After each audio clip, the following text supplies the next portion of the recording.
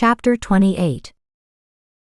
In a state of near drunkenness after a wonderful meal of stuffed lobster with crab meat, I smiled, not taking time to figure out just what he meant by his outward show of confidence and compliments, nor wondering why he said I was perfect for him. Apparently too busy taking in his perfect face and perfect body to notice that I had drank too much to feel insulted. I found myself thinking of Brandon. I was in love, and no matter how I tried to divert my mind to someone else, he kept invading my senses. I could smell him and see him in Andrew's eyes. Not through the color but through his eyes. When Andrew looked at me, all I saw was Brandon. I know I had crossed over. You know it when all you can think about is the man of your dreams. The man that will fill your lonely nights, and fill your body with his needs and your desires. I took time to catch my breath. At that moment I wanted to kiss Brandon, but I kissed Andrew instead, and surprisingly I enjoyed it. I never allowed myself to kiss another man. Who was I kidding? I had to get real and get back to reality. How much longer did I have to pine away for Brandon and hope he divorced Angela? All those thoughts ran around my mind as I returned Andrew's heated kiss. Surprising as it may seem, the only practice I had kissing occurred with Brandon. Our mouths fit. His lips fit mine. We sucked each other's tongues until the heat rushed through our bodies and settled. Then there was no turning back. That's why I believed Brandon when he said he would never marry Angela and return to me. I couldn't understand how such passion between us could be forgotten so causally, and so soon. At least I couldn't forget. But my mother's words found me. Men are different from women when they fall in love. She never finished that thought. I needed her now to explain to me why she said what she did. I returned Andrew's kisses with the same passion he was giving them. He faced me, pressing his mouth against mine, sucking the tip of my tongue, and then devouring my mouth with his. His breathing took hold of him, and he carefully unbuttoned my blouse. And his lips met my breasts. He gently pressed his head to my breasts. I peered down on his gorgeous black curly hair. I took my hand and slid my fingers through, feeling the passion that I needed from him, that I couldn't get from Brandon anymore. But the haunting of Brandon stood over me like a ghost. I couldn't function. Breathless, I reached and brought Andrew's face to mine. I can't do this now. He didn't protest. He excused himself and went into another room. When he returned, he had calmed down. He was so calm that I thought he had taken a pill to ease his anxiety. "Are you on medication?" I queried. My doctor prescribed a medication for anxiety. When I drink, I never take it. Nothing serious. Since we're both a little less tense, I have a proposal for you. He met my gaze. Oh wow. I knew what that meant, but I had to hear it nevertheless. I was wondering whether you would move into an apartment building that I own. I don't want to have any vacant apartments when I sell. He never paused to let me think. It's imperative that I sell this building, and it would be as a favor to me. You're moving fast. I have to think about it. I can't afford the rent. I move fast with what I want, he said to me. My eyebrow arched. The rent is free. You will be house-sitting for about a year or two. How will I get out of my lease? Let me worry about that, he said with a smile. Let me worry about everything. I don't want you to think about anything or anyone but me. I want to take all your worries away. That sounded great, but it wasn't practical. However, at that moment, I liked that man. I wasn't in love with him, but who knows? What was there not to love? I'll give you my answer tomorrow. Now I think I should go home, I said to him. You're home if you want it. He glanced at me. I think we should get to know each other first. This was happening too fast for me to think. I needed to be in my place, with no one putting pressure on me. I know everything about you that I need to know. As I said before, you are perfect. Perfect for me. I convinced Andrew to drive me home. Instead of driving and looking for a parking space, he called his driver and brought me to my apartment building. After being in such luxury, it was tempting to take him up on his offer. Maybe if I set ground rules, then I could be independent of him. But who am I fooling? He walked me to my apartment, kissed me on the cheek and left. I was surprised at his control. Because I had none, and I felt somewhat empty that he didn't go any further. At the height of my need, I would have gone all the way with him. But now I'm glad I didn't. One-night stands just wasn't for me, that is, until I met Brandon, and I will never make that mistake again. Closing the door, I leaned on it, my back lying against it. I smiled, thinking about the possibilities that lay ahead for me. Never did I fathom that I would meet 3 distinguished-looking men whom I desired and who liked me. As I stayed in the same spot with my back pressed to the door, I heard the noise of shoes coming from the apartment overhead.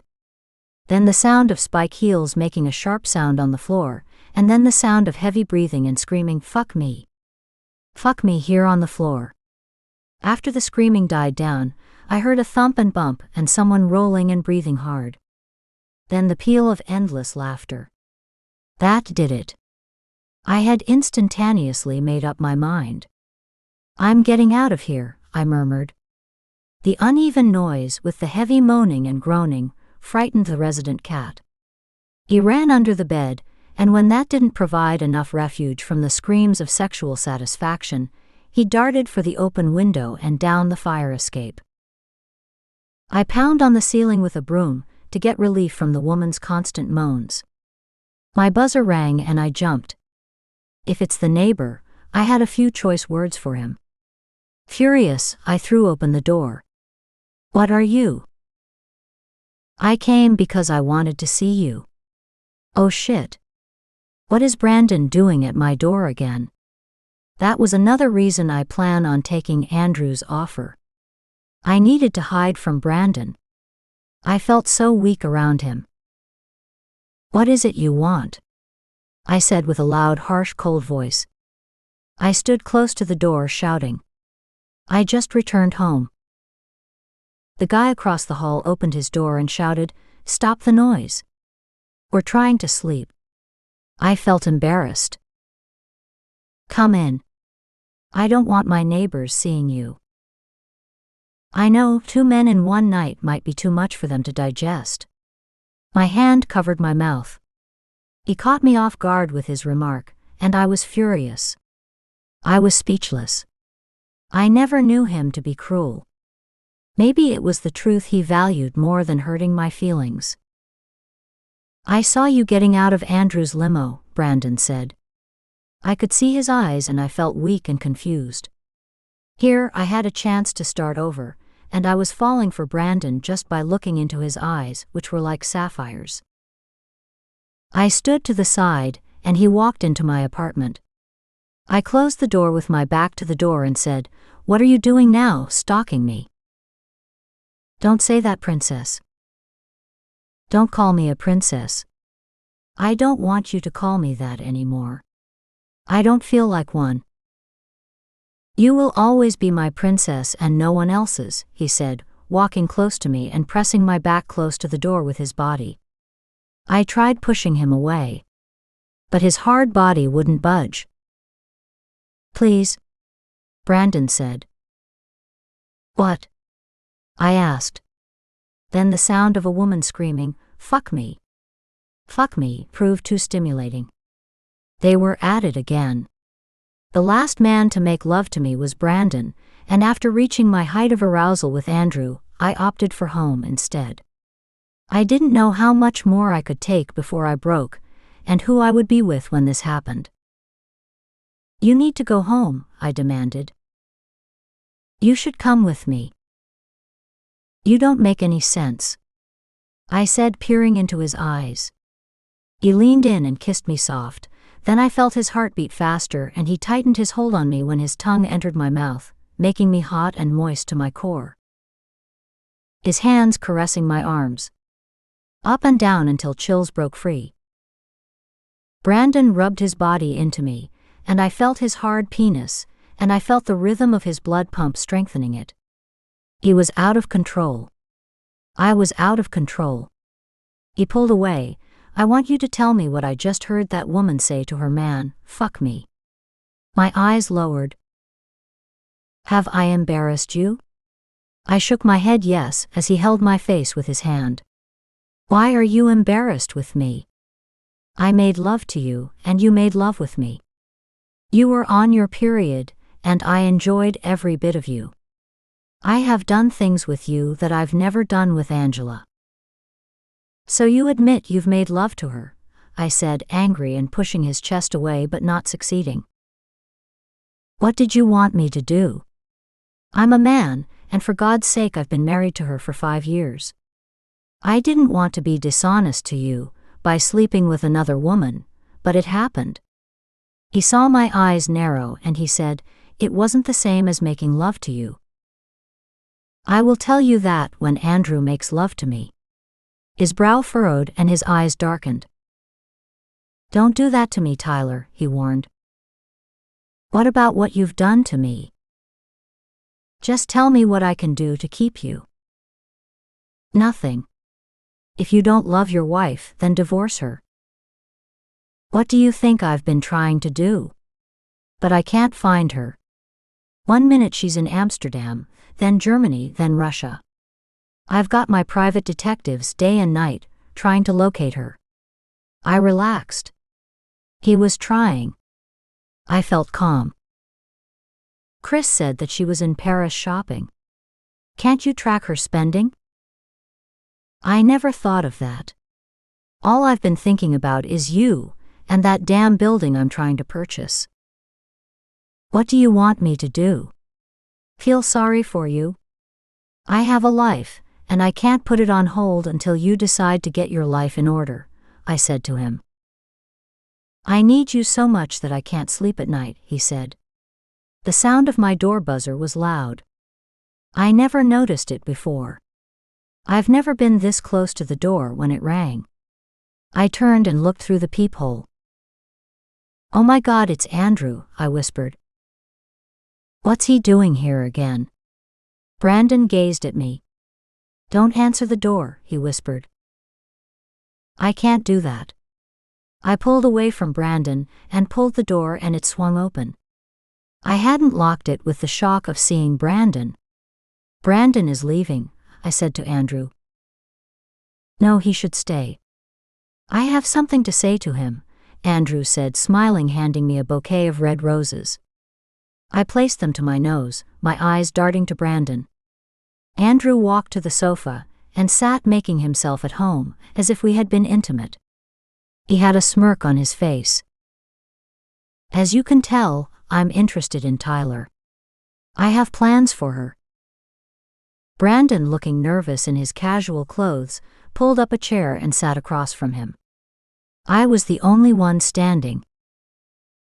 I have plans for Tyler too, Brandon said, his smile matching Andrew's smirk. I plan to ask her to marry me, he returned the ball. That was news to me, but I was interested. I wanted to see how long they would discuss me, as if I wasn't there. Well, what are you planning to do with Angela, or have you disposed of the body? Andrew said, leaning forward. He wasn't playing fair. Men with money never do. You have a few bodies buried, and if you continue with this, I will dig some up. And looking at your expression, I can bet you have quite a few lying around somewhere, Brandon stated with a straight face, eyes fixed on Andrew, never changing his serious expression, crossing his arms and then tilting his head. There is no need for us to go through this. Besides, it's up to Tyler to decide, Andrew said, tapping his fingers nervously on the arm of the sofa. Decide what? I have only one decision to make, and that's moving out of here. I will put you up at my, Brandon said, and I intervened. You're married. I've risked my integrity, job, and my name by continuing this relationship with you, Brandon. It's time it came to an end. I need you to leave. Leave me now. It hurt so bad to have to talk to Brandon the way I had, but I saw no other way to get on with my life. Brandon stood, and his eyes had the sadness of a man who had lost everything. I had taken sides, and for once he wasn't the winner. He was a man that never lost anything, and when he took a full breath and exhaled, I suspect he wouldn't go away without a fight. Brandon had fought at the charity ball bare knuckles and all. He reminded me of my father. I wished he had met him. You should leave too, Andrew. I surprised him. He was expecting to hang around. He must have seen Brandon enter the building, and therefore picked up flowers at the florist storefront below my apartment. I walked to the door and opened it with my back and hand holding it. Brandon stepped out first, and stood at the first step leading down the stairs. Andrew passed me and tried to kiss me, and I leaned away from his kiss. I'll call you. Decide whether you will take my offer, Andrew said to me. Brandon heard Andrew. What offer? That doesn't concern you, Charles, Andrew shouted before the elevator opened. Everything she does concerns me. Brandon moved in Andrew's direction, and I walked and stood between them. I can't have another one of your spectacles, Brandon. Leave now. He turned and headed down the stairs without a word. You didn't need to do that, Tyler. I know Brandon well. He will think twice before he tangles with me. Andrew gave me a kiss on the cheek and walked into the elevator. It took a few minutes before I could calm down. I exhaled. I fell exhausted in the bed, and when I woke, the cat was lying curled up near me. It was the sound coming from my smartphone. I reached over to pick up the phone. Hello, I said, slow and groggy. My offer still stands. I can have you out of that apartment in the morning. Yeah. Okay. I'll see you in the morning. And I fell back into a wonderful sleep.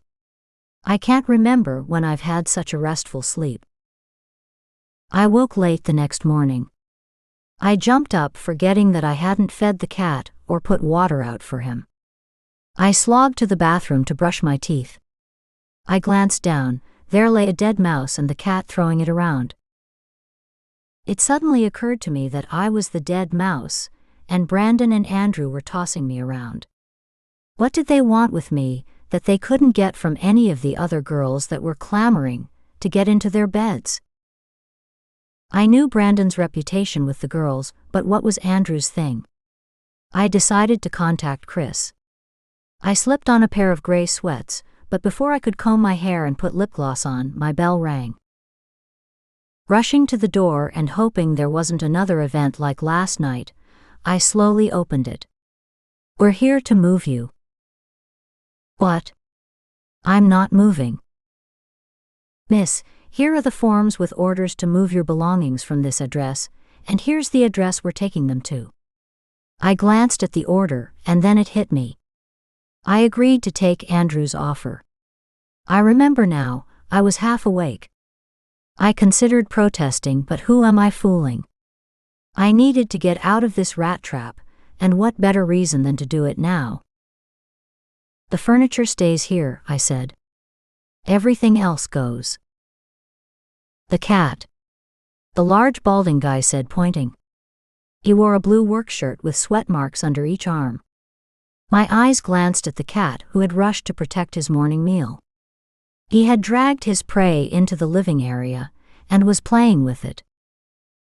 I looked up at the man and said, no. He came with the apartment and he stays. I know what you mean. My wife left me with her cat. It's not like that, I said, trying to reassure him that I wasn't that kind of girl. Before I could stop him from judging me, He was on the conversation about his wife dumping him for someone else. He assumed that I was getting out before my husband returned. I tried to console him when tears pooled in his eyes at the mention of his wife for the umpteenth time. A job of moving out a few things went on for hours with me denying, consoling, reassuring, and offering water and snacks to the crew on this hot summer day. Chapter 29.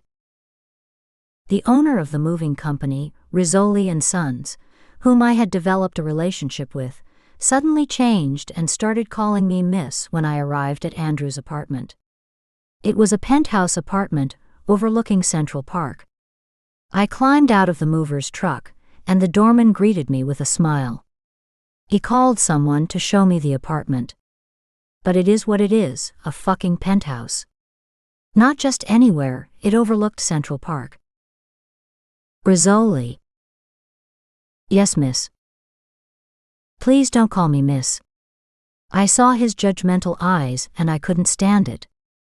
I hoped my father wouldn't take it the same way. I hoped he understood that it was a gift. 2 years rent-free. No obligations. Who was I kidding? I made up my mind that I wouldn't tell him anything, because who knows what he would say.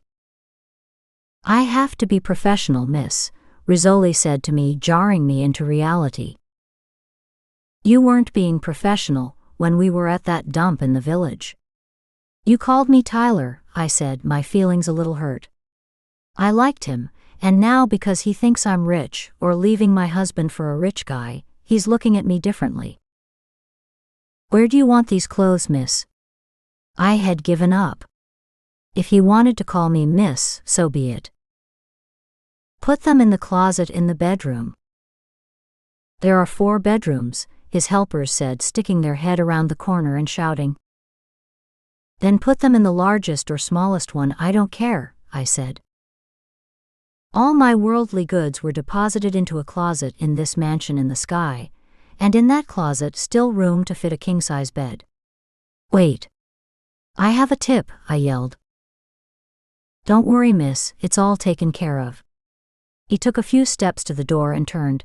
If I can give you advice, me being a man and all, and much older, been around the block a few times, don't let him buy you. It never ends well. And Rizzoli shook his head, closed the door. I sank into the plush white sofa, stretched my arms, and then I noticed that it was quiet, and the view spectacular.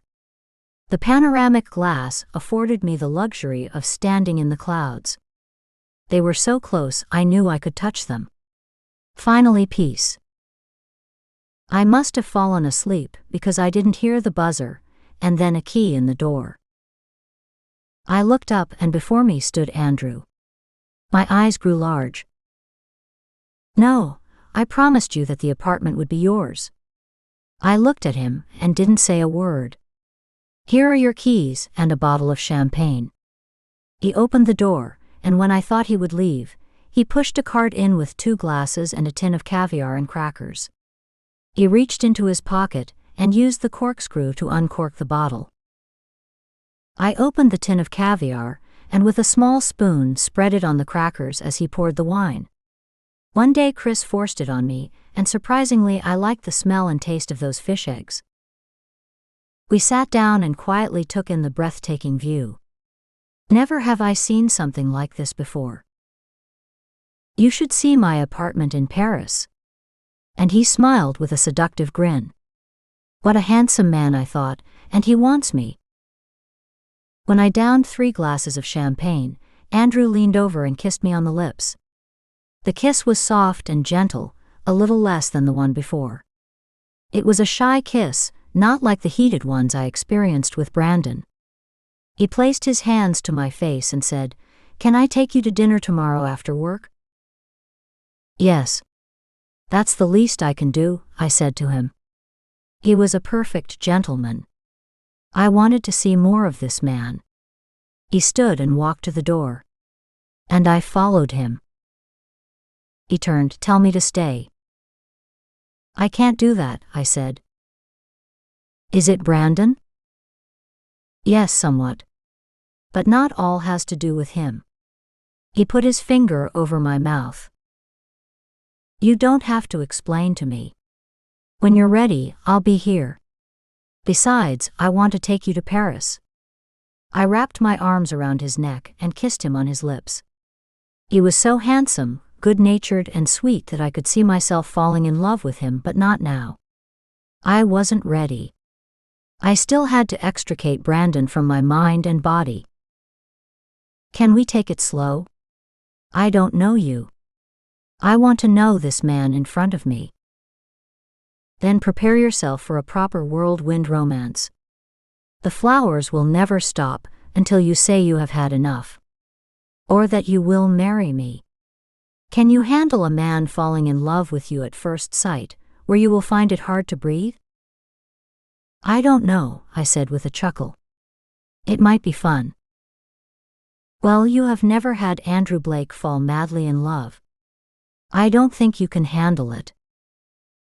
You let me be the judge of that, I said to him. He smiled with those gorgeous white teeth. I didn't want to let him go. He was so much fun. But I pushed him out of the door anyway. If you need me, I sometimes stay at the apartment building across from this one. You own that building? I can see it from this apartment, I said. I wasn't too concerned. Andrew knew his boundaries and respected them, and he wouldn't overstep them as long as I didn't sleep with him. I would take it slow. Not like I did with Brandon. Before closing the door, I smiled and threw him a kiss. I turned in excitement around and around like a girl in a field of clover. I walked in a dreamlike state to the bedroom. Oh my, I thought. I will wake up with a view of the clouds every morning. At least for a few years. All the fun and excitement came to an end. Tomorrow was reality. I had to go to work. After all, I wasn't marrying a billionaire, and I wasn't even engaged to one. I opened the closet to prepare my clothes for work. I stood in amazement. Andrew placed rows and rows of suits and shoes, gowns, and everything I could think of to dress in. I rushed to find my phone in my faux designer handbag. I hit his number. I was expecting a call from you. You found the clothes, he said, laughing. I can't keep them. Well, what do you want me to do with them? I can't wear them, they're not my size, and he laughed. We can discuss it tomorrow. I have a business partner with me. I have to go. Wear the blue suit tomorrow. Before I could ask which blue suit, because there were so many, he hung up the phone. It sunk in that I lived in a penthouse apartment with no noise and no rent. I took a cab to work instead of the subway. I felt better because I had Brandon out of my life. I wasn't afraid that he would show up at work and cause problems. It was a relief not to see my picture plastered in the daily papers. I tried to keep a low profile and work without calling attention to myself. I worked hard and kept long hours until everyone cleared the bank except the security guard, and then he and I walked out together at 7 p.m. True to his word, Andrew waited for me in his limo. Stepping out of the door of the bank, Spencer ran into me holding what looked like 2 cups of coffee. What are you doing here? Oh, don't answer. I don't feel like hearing lies come from my once good friend, I said. This is the second time this has happened. Once is a coincidence, twice is a plan. It's good to see you too, he said. I reluctantly gave him a hug and walked to the car where the driver waited for me to enter. Spencer yelled, "What do you want me to tell Mr. Charles?" I looked and said, "Tell Brandon I'm a big girl now and I wish him the best." I got into the limo and slid next to the handsome Andrew Blake with his expensive European black suit and tieless white shirt. I see you wore the suit I asked you to wear, Andrew said, smiling with approval. My clothes weren't appropriate for work and play. Oh, so you're planning on playing with me? I like that. It's been a long time since I had a playmate. Do you have any ideas? I think we should eat and discuss that later, I said. Very well. My place or a restaurant? Restaurant. The windows were dark, and the ride appeared unusually long. I fell asleep just that fast. I woke embarrassed to the sound of a plane's engine. Where am I? You're on my jet. I can't be, I was just in your limo. I know. I carried you in with the help of my driver. What are you planning on doing with me? It's not what you think.